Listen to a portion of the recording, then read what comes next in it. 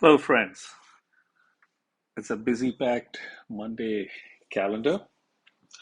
So, wanted to speak about the new seasonal event that has started, which is Kalevala. It has three difficulties, which is rare, epic, and legendary. But there is a twist. One has to clear the rare first, then epic, and then legendary. And when you go into the rare, you have your these special effects. You can read that and go through it. There are puka bombs and how they form and what they do.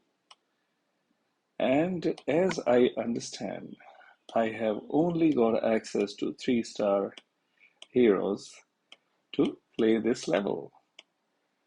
The 5 stars and the 4 stars are not available. So there you go.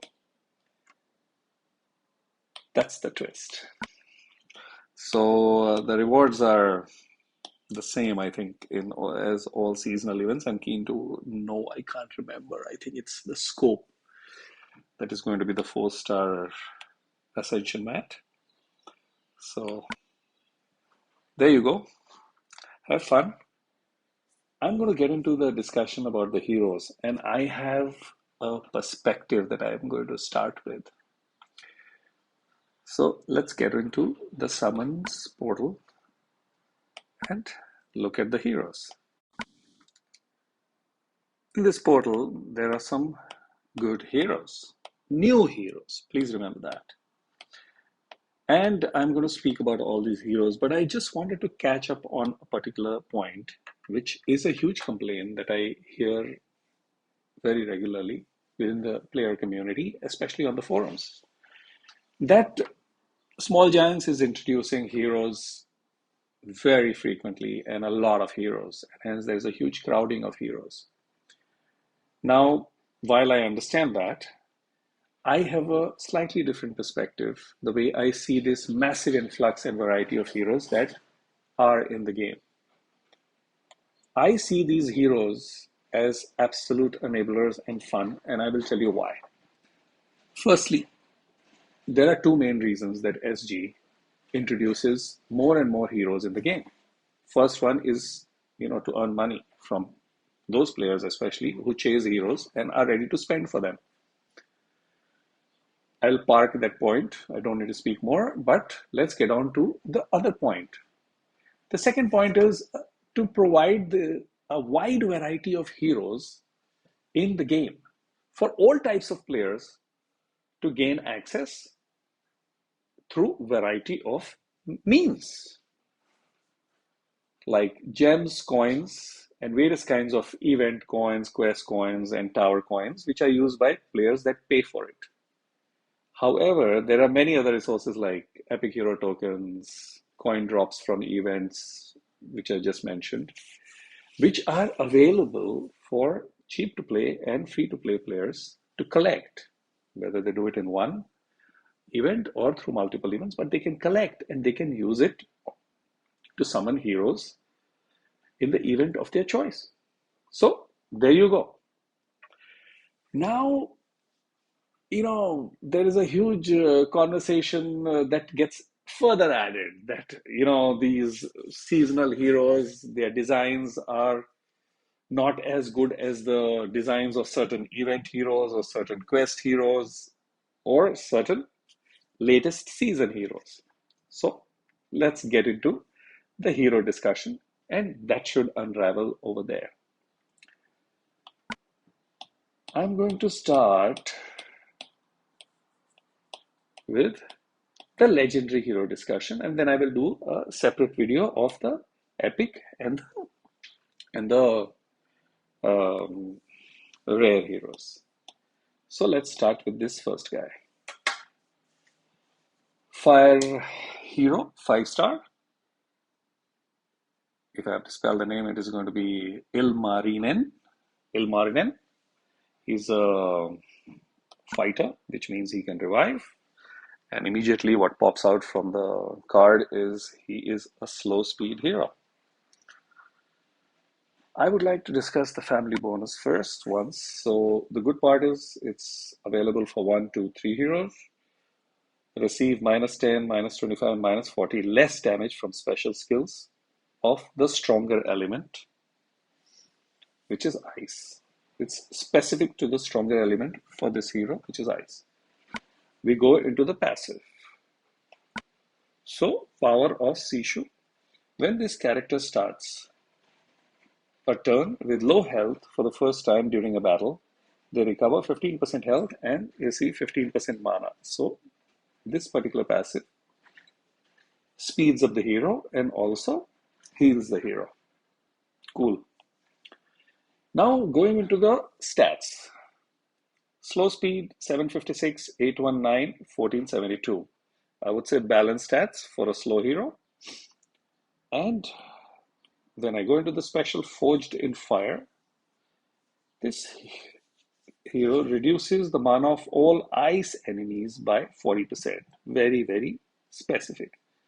Reduces the mana of all other enemies by 20%. So that's a little less. All enemies receive damage with each other for 4 turns. This status effect is undispellable and lasts 2 turns longer for ice characters. Okay. All enemies get -56 defense for 4 turns, and ice fellows get it for 2 extra turns. And this status effect is uncleansable. So, very conditional hero. I would say smart design, conditional. Speed is designed just to balance out various aspects, which I think as players we already know. So this guy has got use in events. Will have use on Titans. And hence he is conditional. But I would still call him a good hero with good stats. I'm going to use the word quality of the hero and the stats regularly. Let's go to the next one. Iku Turso is a druid. Family bonus applies against fire. Passive is the same, 15 health, 15 mana, when this character starts a turn with low health. He is a nature hero and fast speed.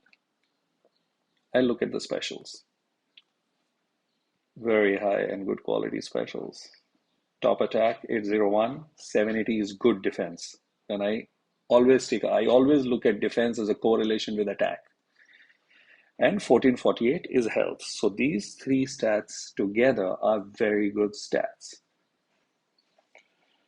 Special is called Dreaded Waters. What does he do? He deals 280 damage to the target and nearby enemies, which is a good damage percentage when I look at 801. The target and nearby enemies receive 240 water damage over 3 turns. So there is a damage over time of 80 per turn. Against fire enemies, this status effect becomes uncleansable and lasts 2 turns longer. There you go.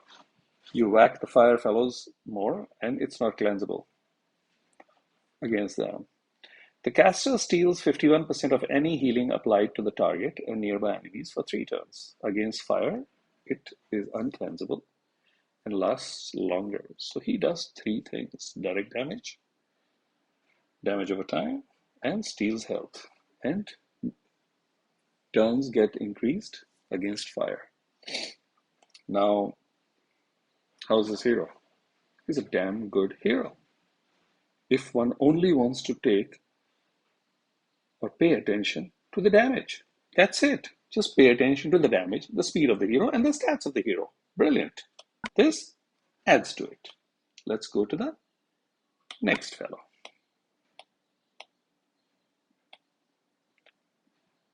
Kullervo. He is a holy hero, average speed, and rogue. which means he's a dodger. Family bonus is the same, only activates against the dark. That is the stronger element against this hero. Passive against the same. If this guy starts with lower health, gets healed and speed up of mana to whack. Let's look at the stats. 805, 780, and 1431. As a combination of three, I would say it's a very good stat. Special is called Heirloom Dagger. Deals 300 damage to the target, 470 damage to a random different enemy. So you got Elder Holy Brother of Bjorn, or I can say even Costume Dawa. Enemies hit automatically cast mindless attack on a random ally when the mana is full at the start of a turn during 3 turns. So he also has an added special for these 2 whacks that he gives. Those enemies have a similar situation that Alfrike creates for 3 turns. And in case the characters are dark heroes, this status effect becomes uncleansable and lasts for 2 turns more. Excellent hero as a total package. Would I use this hero regularly? Absolutely, damn yes. Would I use this fellow in a 3-2, 4-1, mono, any combination? Absolutely yes. Now the conversation will come, oh, but there is that, what is that? Zakina is there, and there are so many other great heroes. Absolutely. But then, there are a million players, and million players don't have all the heroes. So yes, complaints of the hero stats or the hero type or the hero specials being common across is valid, but not all players have it. One may want to think about that. We forget that very conveniently for whatever reasons. I'm not in a cribby mode, but I'm in a little bit of a calling spade a spade mode. So please don't take it as rudeness. Just want to call spade a spade and be honest about it. Let's look at this fellow. Dark hero, Luhi. His average speed, Monk. We know the benefits of Monk. Family bonus is there and applies against Holy Fellows. Passive is the same. Let's go to the stats. Excellent stats, I would say. 815, good attack. Fairly good defense and health. Feather Tempest. Okay, it sounds again very British, but okay. This hero does something fantastic. Firstly, he is an impact all hero, which means he dispels buffs from all enemies first, then whacks them with 250 damage to all, and all enemies get minus 24 defense for 4 turns. The Holy Fellows get 2 extra turns, and those minus defense down on the Holies are not cleansable. Now, how is this hero? This hero is available via epic hero tokens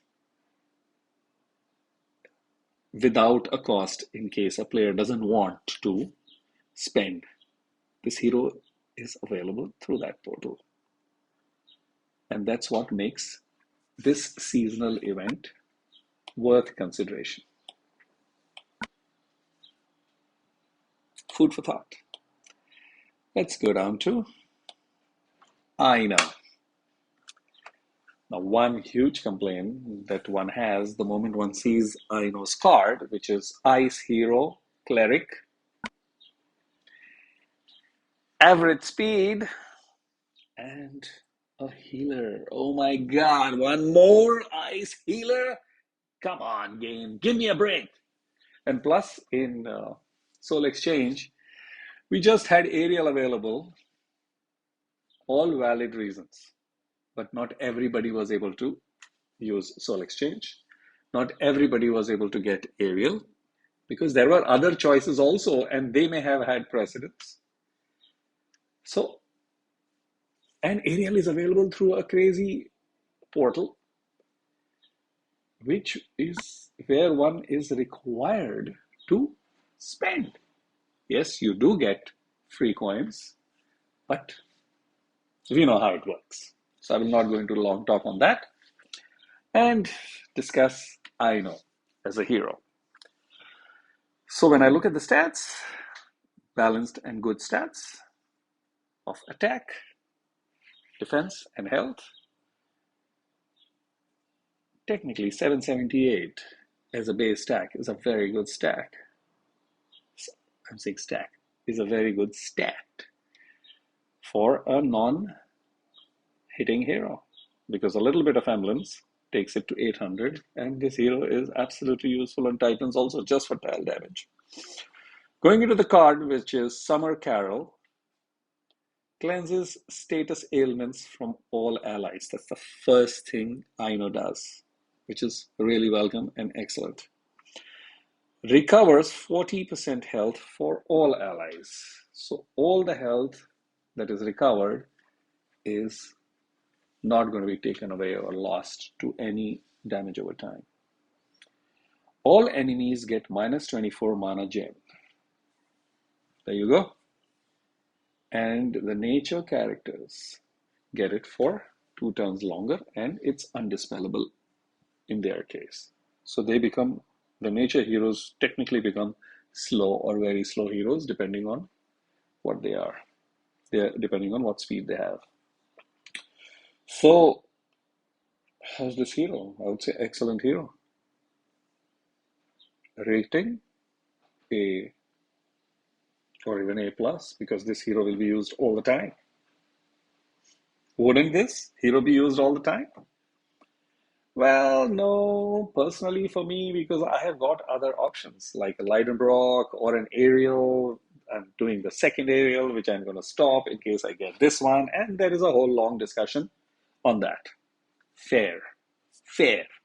But why am I only thinking about myself? When I think about the player base, I'm damn thrilled to see these heroes, because a wider player base is going to get excellent heroes to play with. Let's go to the next one. And here is the fellow. That is another 5-star nature hero. We already went through one Froggy, exotic Froggy, and now we have got Wainamoinen. Wainamoinen is fast speed,